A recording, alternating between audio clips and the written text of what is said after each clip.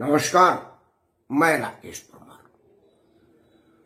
मित्रों, पिछले कुछ दिनों से मैं एक वीडियो लगाया हूं जिसमें आपको ये बताने का प्रयास हुआ है कि देश में धर्मनिरपेक्षता के ढोंग पर कैसी स्थिति बना दी गई है, कैसा स्थिति बन गया है।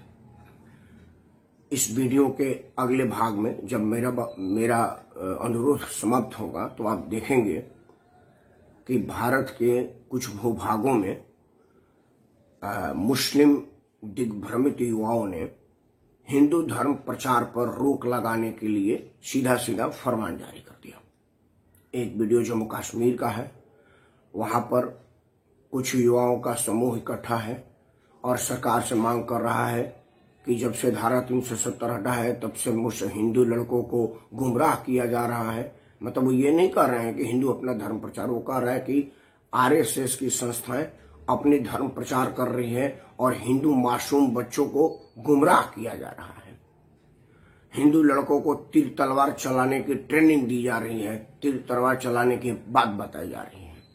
ये जो बात कह रहा है वो लड़का आईएसआई के कैंप में जा करके बंदूक और बम चलाने की ट्रेनिंग दिया। उसको इस बात पर एतराज नहीं है, वो उसका धार्मिक अधिकार है, वो बम फोड़ सकता है, बम की चलाने की ट्रेनिंग ले सकता है, लेकिन आप तलवार चलाने की ट्रेनिंग लेंगे उसको तकलीफ हो जाएगा।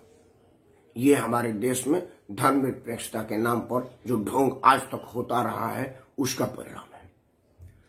अगला वीडियो साउथ इंडिया का है, जहां पर ये बताने का प्रयास किया गया है कि हिंदू धर्म में कितनी बुराई है और हिंदू कैसे सर उठा रहा है और क्यों उठा रहा है।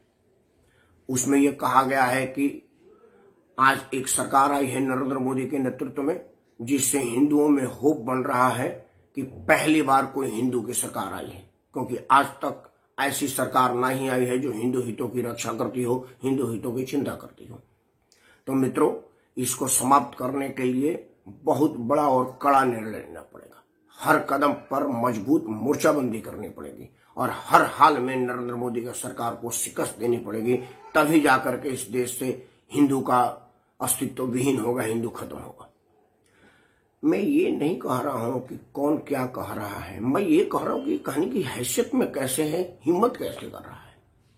मित्रों, हमारा देश जिस दिन आजाद हुआ था उस दिन धर्म के आधार पर बंटवारा हो गया था। जिन लोगों ने भारत में रहना पसंद किया वो सब बधाई के पात्र हैं, क्योंकि उनके पास बाई चॉइस था, वहां जाने का ऑप्शन भी था, लेकिन वो नहीं गए और इस पवित्र भूमि को अपना माना। वो बधाई के पात्र है। मैं उनके इस निर्णय का स्वागत करता हूं, उनको बहुत बहुत बधाई देता हूं। लेकिन साथ ही एक बात की ताकीद करता हूं कि क्या आपका धर्म के आगे कोई नहीं है? आपका धर्म ही सबसे बड़ा है। और क्या अब आप इसलिए नहीं गए थे कि पाकिस्तान तो एक मुल्क बनी गया है धर्म के नाम पर, इस्लाम के नाम पर, बाकी हिंदुस्तान को भी अब इस्लाम के नाम पर डरा के, धमका के और उसको डर दिखा करके, खौफ दिखा करके, अपना विकराल रूप दिखा करके उसको भी बना दिया जाए। और अगर हिंदुस्तान में जहां 80% हिंदू हैं वहां पर हिंदू मान्यताओं को धता बताया जाए। अगर इस तरह की गंदी सोच आपके पास है, इस तरह की जहरीली सोच आपके पास है, तो आप भी इस भारत में रहने के योग्य नहीं।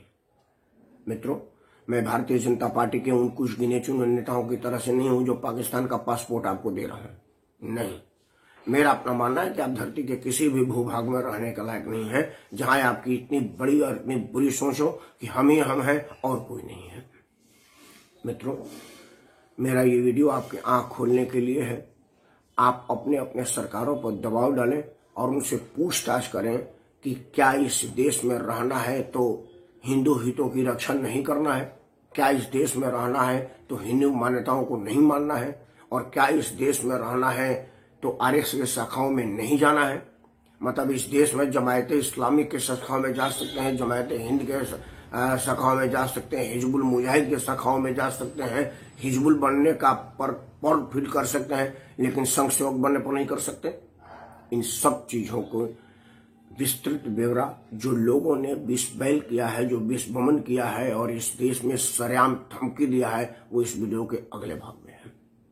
मित्रों, आप इस वीडियो को सब्सक्राइब करें, लाइक करें और इस वीडियो को ज्यादा से ज्यादा लोगों में समझाएं भेजें, साझा करें, ताकि लोगों की आंखें खुलें और लोग समझें कि हमारे देश की हालात कितनी बुरी और कितनी बड़ी विघटन की स्थिति में पहुंची है। देश हमारा अखंड रहे, हर धर्म का अपना मान रहे और छद्म धार्मिक निरपेक्षता के नाम पर जो खेल हो रहा है, हिंदू विरोध का जो कुचक्र चला जा रहा है, उससे निजात मिले। जय हिंद, वंदे मातरम। के कारिंदे, इंटेलिजेंस के कारिंदे, वो अपने कानों में इन बातों को डाल ले, मोबाइलों से रिकॉर्ड कर रहे हैं, कर ले। जहां पे डोडा डिस्ट्रिक्ट के अंदर इस वक्त आरएसएस की शाखाएं चल रही हैं, जहां पे वो हमारे यहाँ के हिंदू भाइयों को कम्युनलाइज कर रहे हैं, रेडिकलाइज कर रहे हैं, असलहा चलाने की, तलवारें चलाने की, बंदूकें चलाने की तरबियत दे रहे हैं। उन आरएसएस की शाखाओं को फौरन बंद करा दिया जाए। वो आरएसएस की शाखा डोडा के जोधपुर इलाके में चलती है, जहां पे यूपी का एक संगी, एक वैश्य दरिंदा आकर हमारे यहाँ के गांव के सीधे साधे हमारे शहर के बोले वाले हिंदू को कम्युनलाइज कर रहा है, उकसा रहा है, भड़का रहा है कत्लो गारत के लिए।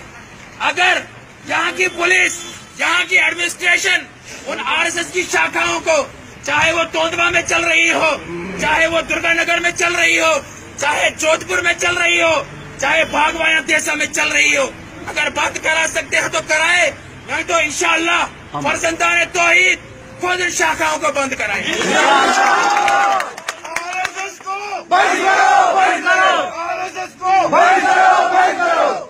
और यहाँ मुद्दों को, अपने नाम को, अपने पहचान को, अपने शनाख्त को सब खत्म करके अपने मकसद को आगे रखकर जाने वाले जब तक नहीं बनेंगे, हम इनको हरा नहीं सकते हैं। ये लिख के रख लो, ये हो ही नहीं सकता है।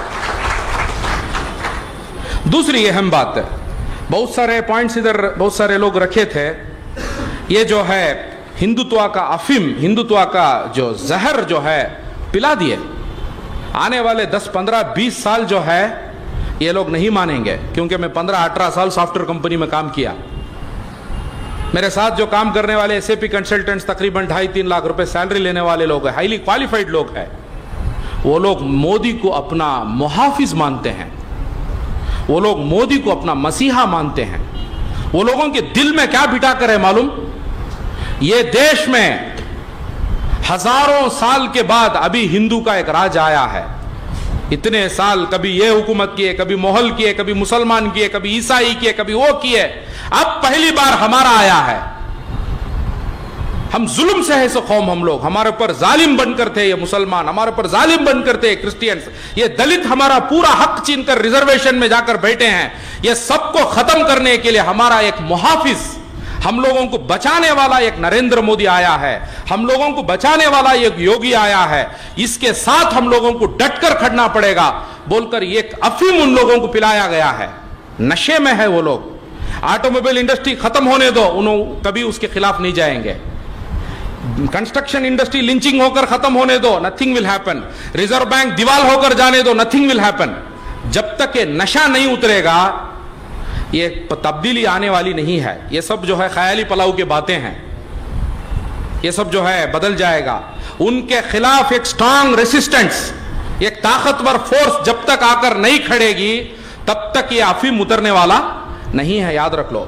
और हम लोग बोलते हैं ना अनएजुकेटेड लोग उनके साथ है, ये गलत बात है। The most qualified people, doctors, engineer, scientists, ये लोग ये गेम को, ये ड्रामे को चलाते हैं। ये गली में आकर जो लिंचिंग करके मारता है ना, उसको कुछ मालूम नहीं है। आधे घंटे के पहले उसके अंदर जो जहर डाले वो जाके उन्हें कर रहा है 100। 2 घंटे के पहले जो जहर डाले वो जाके कर रहा है सुने। इसको चलाने वाले जो है वो बड़े, बहुत बड़े खिलाड़ी लोग हैं। इसको हम लोग समझना जरूरी है। ये कुछ एजुकेशन करके हम लोग हल कर देंगे, what education will change? Education is part of the problem, education is part of the solution. यही हो सकता है। सिर्फ एजुकेशन पॉसिबल नहीं है। ये सब मामला एक बहुत बड़ा रेसिस्टेंस फोर्स, एक ताकत उठकर इनके खिलाफ नहीं खड़ेगा, तब्दीली नहीं आ सकती है। बहुत सारे एग्जाम